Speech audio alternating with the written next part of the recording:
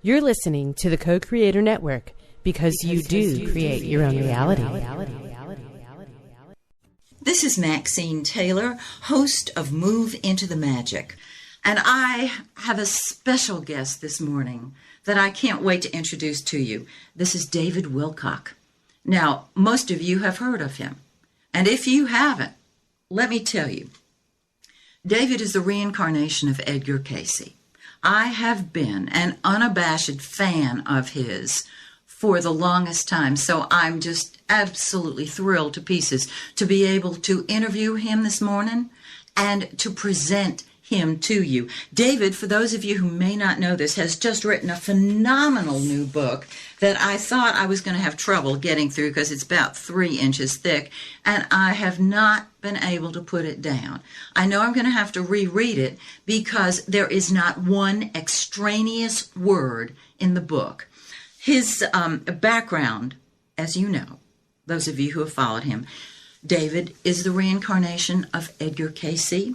He is a professional lecturer, filmmaker, and researcher of ancient civilizations. That doesn't even begin to describe it. Those are understatements. He has an upcoming Hollywood film called Convergence, which unveils the proof that all life on Earth is united in a field of consciousness, which affects our minds. It affects our lives. Now, his website is divinecosmos.com, and the name of his fantastic new book, which I'm holding in my hand now, is The Source Field Investigations. David, good morning and welcome. Well, thank you. It's really great to be here, and I'm interested to hear your questions because you're one of the very first people in the world to have read this book. And, everybody else out there is either hoping to get their copy soon or hasn't even decided if they're going to order it yet. But I like the fact that you said there's no extraneous word. I mean, it is absolutely true. There are some parts of the book that were written relatively quickly, but even those parts of the book were probably combed over with maybe 20 editing passes. And some of the parts of the book, like especially the first half about all the DNA stuff, that was written with sometimes over 80, 90 different editing passes. Wow. And, so there's over 1,000 references in there, and there were some heartbreaking contractions that I had to put in terms of, just getting everything down. I mean, literally, the book is not 3 inches thick. You might scare people saying that. It's about 2.5. 2.5. But every word is powerful. There is no, I understand what it means to have a book edited because I'm an author also. But still, there were a couple heartbreaking runs. I mean, one was I had 2 whole sections that we had to delete entirely.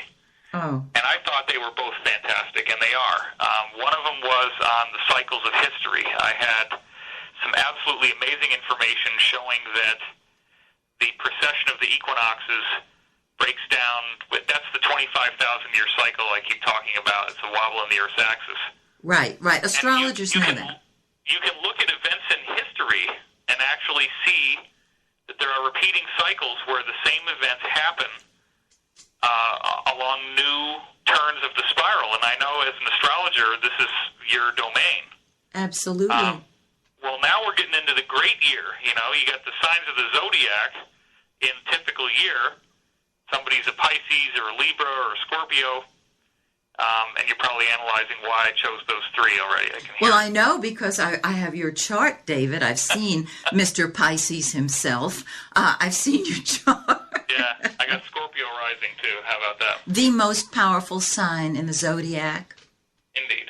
Yes, absolutely. So, anyway, if you look at the astrology of the great year, it's 25,000 years, but yet it still is broken down into ages of the zodiac. And apparently, these ages of the zodiac are definitely not arbitrary. They are very much real cycles that correspond to influences in human consciousness. And it was a fascinating discussion. I got really into it. In fact, I got so into writing that little part of the book and the part about the pyramid timeline, which is the other part we deleted entirely. There was over 100 and, I don't know, 100, almost 200 pages that we had to get rid of because the Great Pyramid has all this wonderful history that you can investigate showing a timeline. And my research proved that the pyramid timeline was misinterpreted by Peter Lemzurier, and it actually flags the year 2012 as a highly, highly significant symbol inside the pyramid. In fact, the only carved symbol in the pyramid that actually means something is a symbol of what could either be a rainbow or a rising sun. And if you understand what the pyramid timeline is and how it works, the time when that rainbow or rising sun appears in the timeline is 2012. So that actually got removed, and then the other part that got removed was these cycles of history, because I think we're probably going to do that in the sequel. I mean, I've already been discussing it with the publisher. There will be a sequel, and a lot of this stuff we're going to put back in. So it's not like it's lost. Wonderful. Wonderful. Yeah, I mean, the cycles of history, really, it's a sort of a difficult discussion because it gets technical, and you have to speak about historical events and document them in enough detail that people can get the gist of what happened, and then also document how they reiterated in other cycles, and so you can't just blow through it. You've got to really stop and think. Yes. And Graham Hancock had some trouble with this. He said he didn't feel it was convincing, but I gather that might have been because he was reading too fast. I don't know. I mean, Graham and I kind of had a disagreement about that, but I wanted him to write the introduction, and he just felt it wasn't strong enough. And then another thing that was a heartbreaking change I had to make is originally the chapter on the time-traveling dinosaurs was an entire chapter. Oh, my God, that's one of the most fascinating chapters. Yeah, and there was more in there, and I had to condense it all. I mean, there's some of the stuff that didn't make it in was talking about Marco Polo and how when he was in China that they actually had dinosaurs on chains. They were on display. They called them dragons. And I also had a thing about the Celtic legends of dragons, and there's a legend of this guy slaying the dragon, and he was really worried about drowning in the dragon's blood from stabbing it underneath its body, because the blood would come out so fast that he wouldn't be able to get out fast enough. And, I tried to get the best of all that stuff, but I guess the point I'm trying to make here is that it's super compressed, and yet at the same time I wrote it to be smooth and readable. I've never, ever worked this hard on anything in my life, not even close. And let me tell you, David, you have succeeded beyond your wildest dreams, because when I got a copy of your book from your publisher, I looked at it and I thought, oh my word, am I going to be able to get through this? I could not put it down. It's masterful. So, what part do you think hit you the most? I mean, since I haven't really been able to talk to anybody who's read it yet, I'm interested in hearing. Well, I can tell you what I'm most interested in. I have a list here. It's on loose leaf paper, David. Let me just tell you the things I've listed that thrilled me. Okay, number one, the ley lines, acoustic levitation, our stargates, naturally parallel universes. Why does the Mayan calendar end, quote unquote, in 2012? How do we enter parallel universes? My God. Dueling gravitational forces, Tibetan sound levitation with Dr. Jarl, and the vortexes around the earth. David, what came to me, what I would love you to do, I would love you to have a tour of ley lines, and we could, those of us interested, could be part of a tour. It would naturally not be around the entire world, but it could be part of the world, and we could walk the ley lines and feel the energy, because some of us are very sensitive to energies, and with you leading it, oh my word, that would be a book in itself. It would be a movie. Yeah, we've done that before. We've done the Caribbean There's a nice vortex. Bermuda Triangle is a nice vortex. I mean, it does dematerialize planes in flight sometimes, but yes, I know. Oh, it's a small thing, David. Don't worry about it. It's a minor trivial issue, but right. Just get your wheel current. We did the crop circle trip a couple of years ago in London, southern England rather, and that was amazing. And that's a big vortex point. And also, people don't realize there's a vortex point in Western Canada in Alberta in the Canadian Rockies, and I just did a tour there. Banff is one of the most beautiful places on Earth, and that's where there's these gorgeous mountains, and that's a vortex point. Very, very amazing. And I live in Los Angeles, which is basically right above, one of the biggest vortexes is in Baja California, just south of San Diego. Yes. Yes. And for our listeners, no surprise that the western headquarters of the so-called Illuminati is in San Diego. I mean, they did that for a reason. Isn't that interesting? Yeah. Now, David, I know that there are some people who are listening who do not know what a vortex is. Would you, in 25 words or less, explain to them what a vortex is? Okay, I think everybody has a fair idea of vortexes from sci-fi. Right. And they're just not accustomed to the fact that we've been going through for 60 years something that the insiders call PRI, or processed release of information, which is that they're seeding things that are true into the public consciousness through fiction. Yes. Now, I mean, you're very enthusiastic about my work, and that's great. I love that. There are going to be people listening to this who violently hate me. It always happens.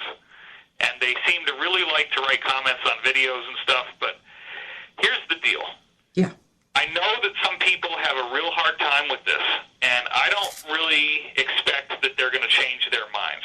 Right. But I want the open-minded people who see these kind of comments to realize that the reason why these people hate so much, whether they acknowledge it or not, is that they see that this reality that I'm presenting to the world does have credibility. Yes. But what they keep saying is that the only weapon they've ever had is, well, David makes all these unscientific assertions, and he's out there gas-bagging about all these ridiculous things, but science knows better. Okay, I've gotten tired of hearing that for over a decade. I've gotten tired of people writing the most ridiculously profane, hateful, sexually inappropriate letters, and this is my final attempt. I took stuff that I probably, if I was smart, people blast me, they say, oh, he's trying to make all this money. Look, if I was trying to make money, as you probably now can see, I could have blown this out into 7 volumes. Easily. There's no reason for why somebody trying to make money would take this much stuff and cram it into 1 volume. I mean, words were at such a scarcity that it's just like, it's insane. But I don't want to focus on all these minutiae. A lot of people write me and they say, David, don't even talk about the haters, don't even worry about it. And I think that now that I've done sort of like the definitive encyclopedia mystica, that yes. we can from there just say, okay, this has been accomplished. And I hope that what will happen from now on is that when these haters start going off on their rants, people who have read the book will have educated themselves, and they can say, but look at this, and look at this, and look at this. Yes, yes. I agree with you. What I've also done is I made sure that we put it out in ebook form. And I want to point out to people that if you are getting into it in the hardcover version, which obviously having a hardcover book is great, I would highly recommend getting that. But the ebook, it's not just that you have another source of text. It's the fact that there's over 1,000 references in this book, and I strove as much as humanly possible to have everything that I referred to be readable online. So if you get the ebook, you can click on the links in the references section, and now you've got a massive amount of reading material over and above what's in the book. So it's like this huge endowment of like where to look to do more research and get educated on this stuff. It is like a mini encyclopedia. It is truly a great work, David. And yes, I'm biased, but that doesn't change the fact that it is truly a great work. And it has to be read. People who like my work like it because they realize what I've done here. This is the most important information you could ever spend your time reading. I agree. There is nothing more important. For whatever reason, and it does feel unfortunate to me, I have had to do this predominantly by myself. The model is so complex, and the amount of difficulty in putting this stuff together. I mean, if I had had the normal life of the love of family and children, I would not have been able to do this. True. I'm 38 years old. I've never been married. I don't have any kids. I'm not planning on having them because I couldn't be a good father. I'm on this stuff all day, every day. That's all I do. And I would be a lousy parent because I am so dedicated to doing this. And I couldn't have written this book if I hadn't spent the last 19 years in particular absolutely slavishly focused on this, 24/7. But you asked me about a vortex point, and let's try to get into some real meat here. Okay, go ahead, but I just want to tell you that I have to give the name of the book again so people can get it. It's called The Source Field Investigations. David, you may also want to, for the layperson, explain what the source field is, as well as there's the title right there, as well as vortexes. And let's do this. If we run out of time for this show, let's just do another one next week. So we'll just pick up where we left off. Okay, that sounds good. That sounds great. Okay, honey, you're on. All right. So this is the condensed version of what we've really got here. The concept of a source field is the idea that the universe is built of consciousness. A lot of people have said that.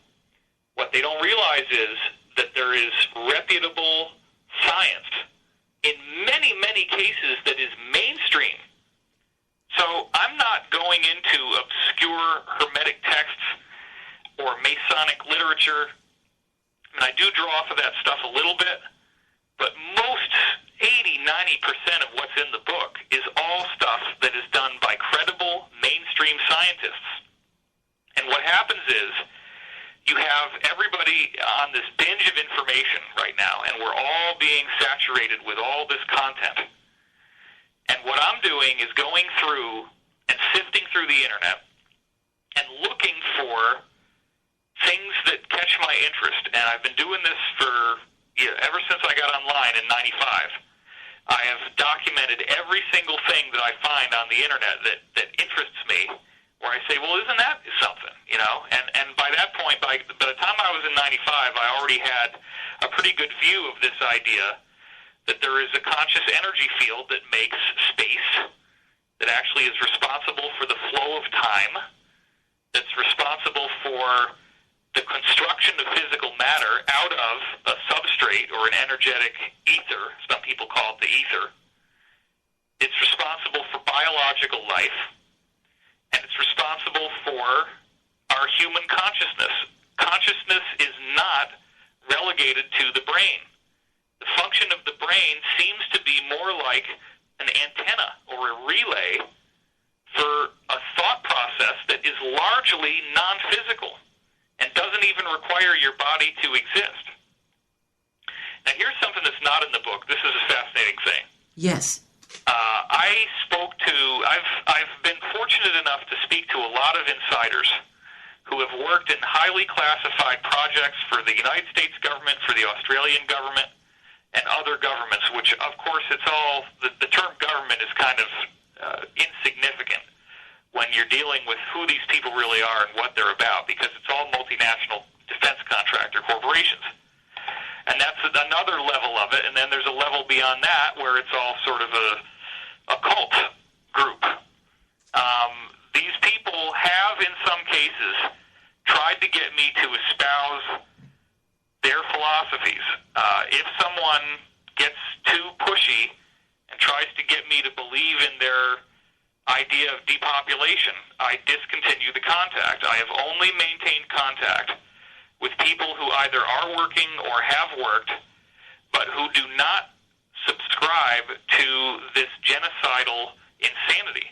I don't want to populate my life with somebody who's a genocidal freak. I'm not going to talk to that person. I'm not going to invite that energy into my life. And one of the other things the haters keep doing is they say, oh my God, David's in the Illuminati. That is totally not true. In fact, this book is the ultimate weapon against Illuminati tyranny. And it is so interesting that on the day the book comes out, we have rebels overthrowing a tyrannical dictatorship in Libya, basically storming into Gaddafi's own royal courtyard and smashing the icons. And then on the very same day, we have this quake on the East Coast, the most significant earthquake in a century on the East Coast, which actually cracks the Pyramidion on top of the Washington Monument. Unbelievable. The eye on it's the eye on top of the pyramid. It's the capstone on the monument. That's the part that cracked. And I've got the articles showing that. And those two things put together, combined with the fact that the day before this happened, this is kind of hilarious, but I'm sitting on the toilet, okay? Don't hold back, David. And I see this cloud that's all rainbow. But there's no other rainbow around. It's only this cloud that's got a rainbow. And I'm going to have that picture on my website as soon as we sort out what's going on with the Huffington Post. We're supposed to be on the Weird News section. We're supposed to be on the front page. And we are on the book section. That did happen last night, but the other two that they told us was going to happen hasn't happened yet. So we're waiting on that coming out. And when it does, I'm going to make a big announcement about it. But in the meantime, I'm sitting there and I'm looking at this cloud, and I'm saying, this is just like what people are saying happens before a big earthquake that's triggered by HAARP, HAARP, the High Altitude Atmospheric and Auroral Research Project. So that's a manufactured quake, which apparently something about the technology they use causes a lensing effect in the atmosphere that creates rainbow clouds, where there's no other rainbow and it's just the cloud. And I've never seen one of them in my life. I've only seen videos of Chile and China and various places where these clouds appeared hours before a massive, massive earthquake. Wow. So the day before, I see this, and then my girlfriend is saying, oh, you've got to mention this on Coast, and I totally forgot. But I did see it, I did photograph it, and then there was an earthquake in Colorado, and then that was a big earthquake, and then there was a big earthquake on the East Coast. So this may have been something that was done deliberately, but I don't think it was deliberate that it cracked the Washington Monument's capstone. And I am stunned because another thing that just happened recently was on Monday of the second week of August, there was a major, major economic collapse, which was the biggest one since the December 2nd, 2008 collapse of the markets, which was sort of like around the time of Lehman Brothers and all these big derivatives companies that collapsed. Right. Well, one of the things that happened was that the first big collapse of the markets that actually led to the big reveal where the economy fell apart, the Dow went down by exactly 777 points. And I don't think that's a coincidence.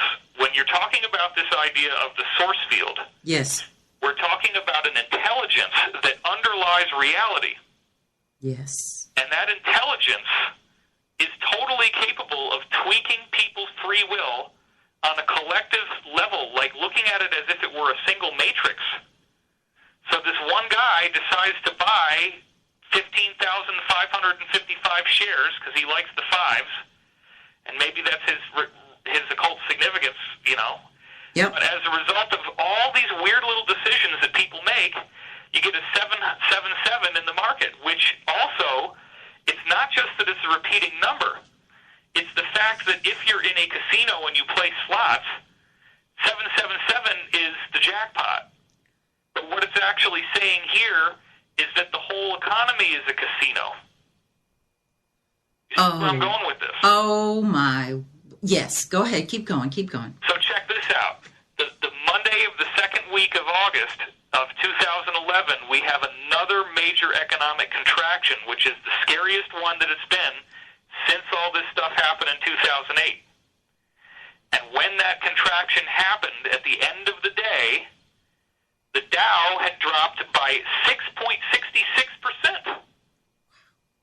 And at the exact same time, the S&P 500 dropped by 5.55%.